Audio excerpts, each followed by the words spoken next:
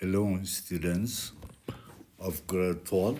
This is the first presentation for you, 50 review questions, focusing on grade 12, unit 1. That's world history. And I am just advising you just to use this channel, History Tutors Hub, grade 9 to 12, to get the whole units. Okay, there are uploaded videos concerning Unit 1, Unit 2, and Unit 3 of grade 12 history. So that's very helpful for you to have those videos to watch. And on my way, I want to remind you, just it's very helpful for me if you could subscribe, share, and like my presentations. And to the end, I'm here as an experienced history teacher. I'm here just to help you, assist you, and more importantly, it's very helpful for me if you could state or mention, write your comments on the space on what you like. Okay, if there are some amendments or corrections or modifications, you can just inform me, stating your comments on the comment space. Okay, let me take you. Grade 12 history, it says, Unit 1, 50 review questions. Choose a correct answer from the given alternatives. Number 1, which of the following was not a key factor in the emergence of fully fledged capitalism in northwestern Europe during the 16th and 17th century? This means that all the three choices are factors for the emergence of fully fledged developed capitalism in northwestern Europe, meaning Britain and Netherlands or Holland. So the answer, which is not right, is D. Early adoption of central economic planning by the state. There was no such early adoption of economic planning by any state prior. 2. Adam Smith's critique of mercantilism primarily rested on the belief that I only focus on the answer later with some explanations. Actually, the answer is B. Free markets could self-regulate through the invisible hand. What Adam Smith commented or criticized mercantilism, he was against this theory. His theory was called theory of laissez-faire or free market economic theory, which was against mercantilism. So what he believed in is just there should be free markets, okay, being self-regulated, okay, through the invisible hand. No one could control, even including government or state. It should be state-free. Number 3, the transition from merchant capitalism to industrial capitalism in the mid-18th century was primarily enabled by, okay, this was the period from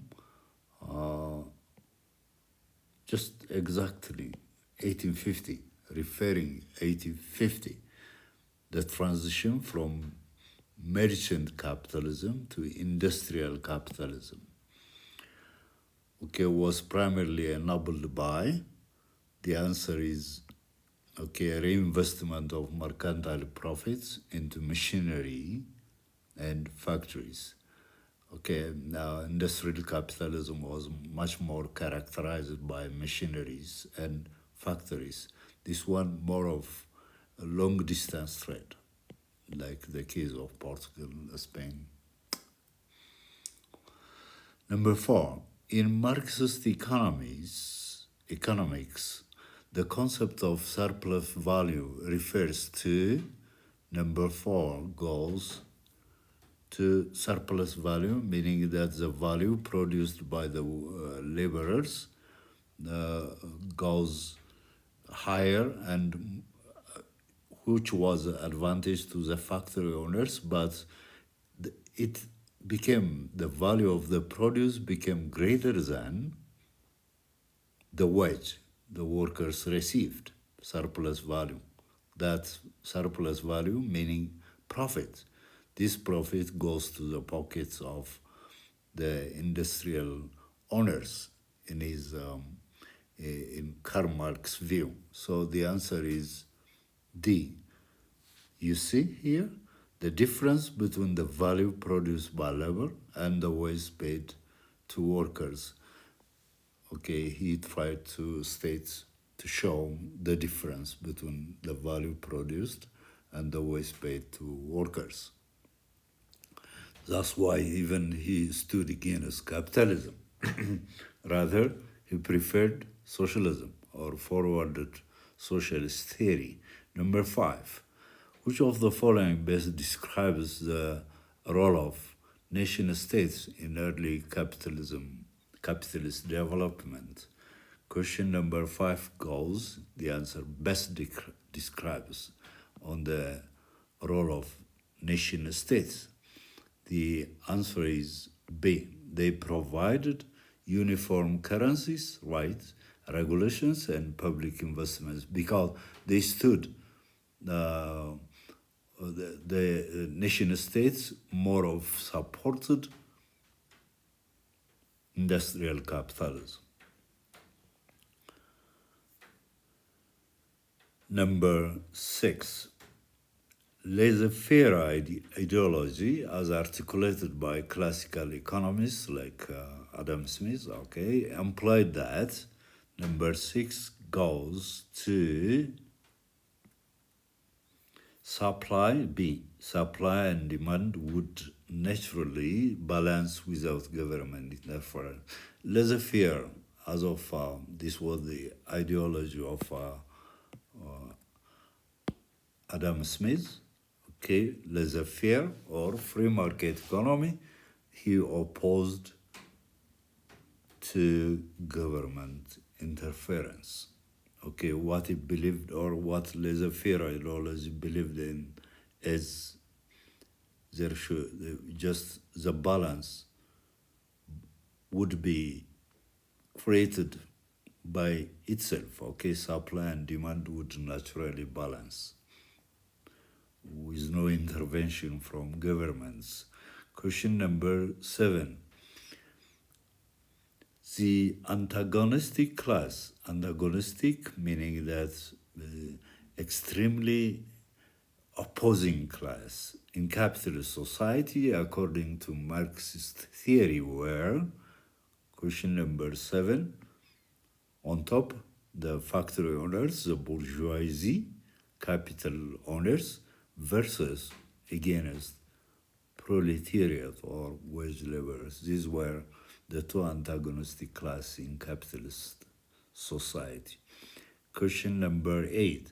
Which of the following was a direct outcome of the capital accumulation during the merchant capitalism phase? What it says is a direct outcome of the capital accumulation during the merchant capitalism phase. Therefore, the answer is financing of machinery for the factory system.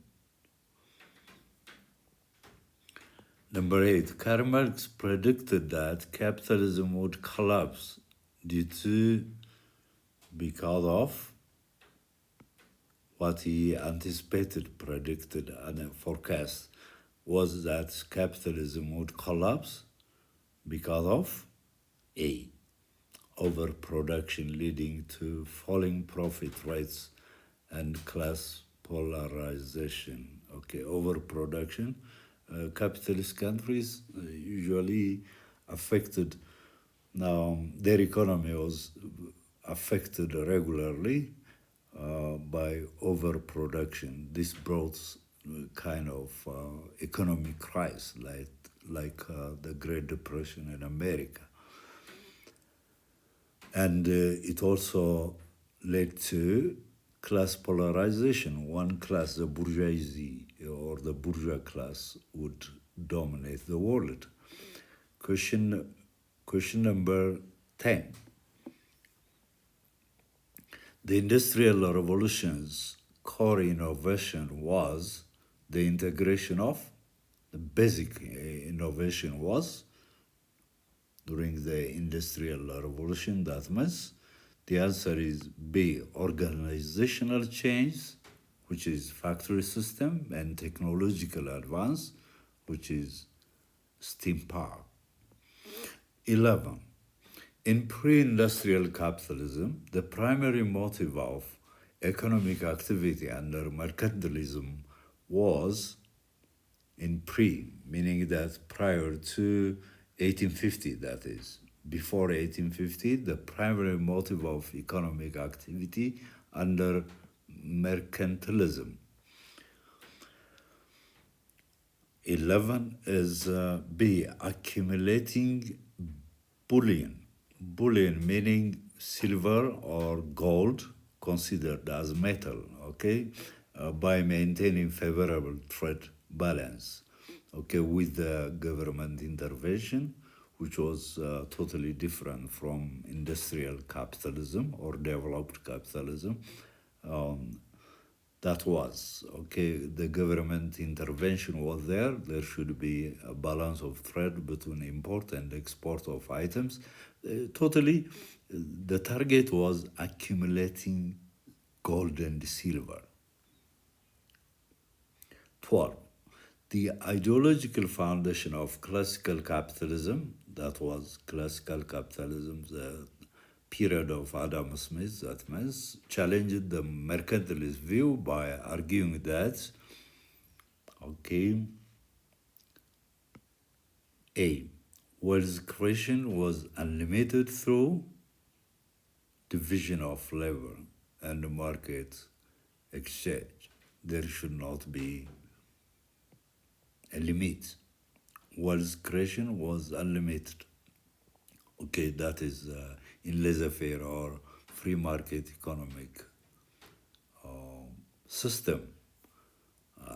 Okay, wealth creation with government intervention was the mercantilist view, whereas classical capitalism believed in the unlimited wealth creation, capital accumulation, but with no government intervention.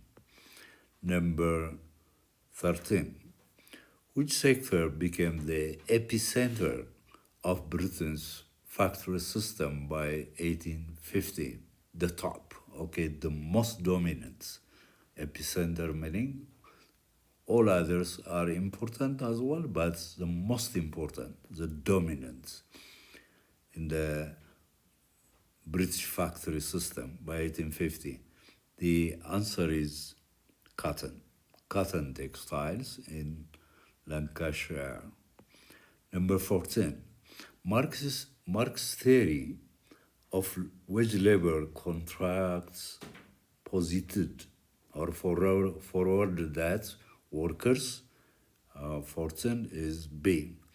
Marx's theory of wage labor contracts posited or forwarded that or argued that workers sell their labor as a commodity, enabling capitalist profit extraction. Okay, as a means of survival, workers should sell their labor to get wage, and the capitalists could make profit as a result of that, being enabled by the laborers. Number 15. The shift from economically unproductive investments, example cathedrals or churches, to productive ones under capitalism primarily involved, okay, this should be 15A. redirecting capital toward expanding industrial cap- capacity. Okay, the investment, the money now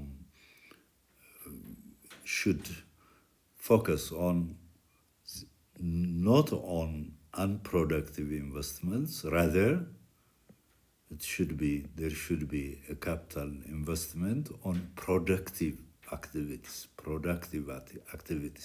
which is in expanding industrial capacity, rather than in military conquest or in monastic land holdings, meaning related to this one, or monumental public architecture.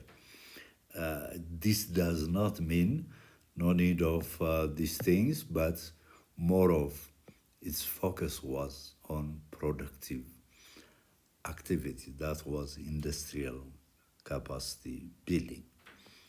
Number 6, 10. One of the following was not a multinational empires during the 19th century. The answer goes Germany in the 9th century was almost at early stage, even emerged as a new unified state. So she didn't have any multinational empire. This one, Austria-Hungary, the Habsburg dynasty had built an empire, Ottoman Turkish Empire, we know it. The Romanov dynasty built Russian multinational empire. 17. Which Balkan country achieved independence first? Okay.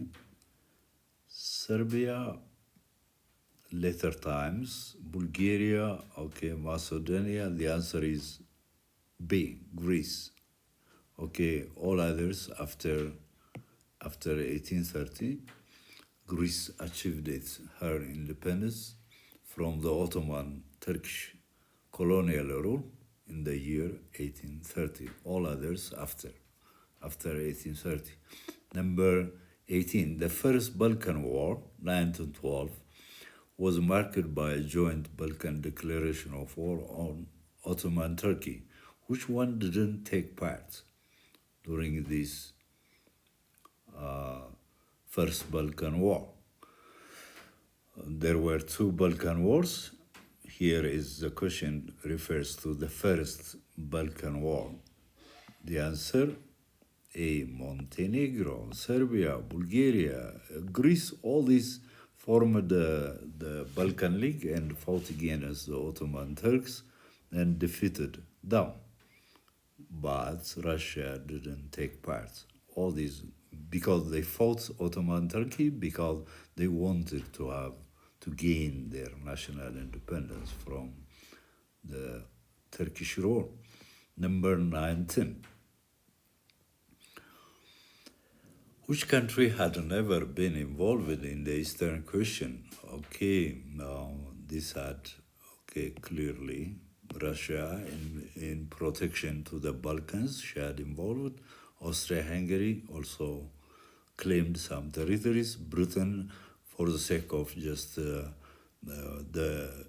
passage along using the waters of the Mediterranean Sea to restore her colony called India. This Mediterranean Sea, Britain did not like just Russian move to come to the control of the Mediterranean Sea. So she was there, Britain was there, Russia was there. Okay. Eastern question had nothing to do with the USA. 20. During the Italian unification, the one who organized the red shirts was called. 20 goes with red shirts or the famous thousands. His army was called, those Italians whom Garibaldi brought from North Italy to South Italy to fight against the army of Francis II. It was Garibaldi. Using this army, he defeated the kingdom of the two Sicilies and finally surrendered them or gave them to Kevor to join with Piedmont, Sardinia. 21. Magyars belonged to, clearly known as Hungary. Magyars. Which country opened an attack on Greece and Serbia during the Second Balkan War of 913? That is Bulgaria. Okay, all in all these territories, okay, Croatia, Serbia, Bulgaria, Albania, Slovenia, all these created a joint front to fight against the Ottoman Turks. So they defeated Ottoman Turkey. Then over the redistribution of Macedonia, okay, Greece and Serbia stood against Bulgaria. So Bulgaria, because she wanted much larger portion of Macedonia, she declared war on Greece and Serbia. Okay, guys, let's continue doing some two questions, and I will stop and we'll make the rest 25 to 50 next time. 23. Nationalism is what's nationalism? A feeling that unites people of the same language, the same history, the same tradition. All other choice do not go with nationalism. 24. The term most similar to nationalism in meaning is, that is patriotism. Other than these three, patriotism goes with nationalism. Okay, 25. The term that means nationalism carried to extremes when nationalism becomes extreme. In other words, extreme nationalism, the word that fits this expression is 25, chauvinism. Extreme nationalism does mean chauvinism, like the case of Adolf Hitler. For today, that is enough.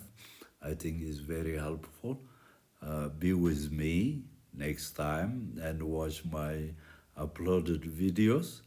I will be with you all the time until the time of your university entrance examination. Thanks for listening.